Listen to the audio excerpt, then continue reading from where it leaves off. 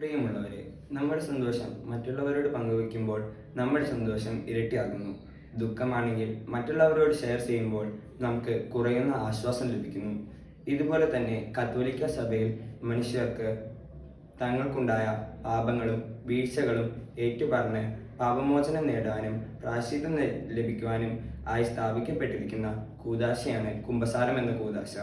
കുമ്പസാരം എന്ന കൂദാശയിലൂടെ നമ്മുടെ ചെറുതും വലുതും മാരകവുമല്ലാത്തതുമായ പാപങ്ങൾ വൈദികനോട് ഏറ്റുപറയുമ്പോൾ ക്രിസ്തുവിൻ്റെ പ്രതിപുരുഷനായ വൈദികൻ തൻ്റെ പാപമോചന അധികാരത്താൽ നമുക്ക് പാപം മോചിച്ചു തരികയും പ്രായശ്ചിത്തം കൽപ്പിച്ചരുളുകയും ചെയ്യുന്നു.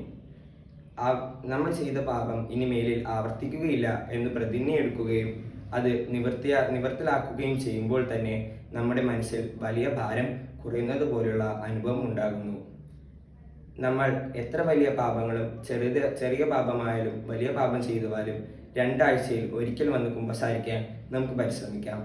അനുദിനം ദിവ്യബലിയിൽ പങ്കുകൊണ്ട് കുർബാന സ്വീകരിച്ച് നമുക്ക് ഈശോയെ അനുഗമിക്കാം, പ്രാർത്ഥിക്കാം. ഈശോയെ, എൻ്റെ ഉള്ളിൽ എഴുന്നള്ളി വരണമേ, എൻ്റെ നിന്റേതാക്കി മാറ്റണമേ.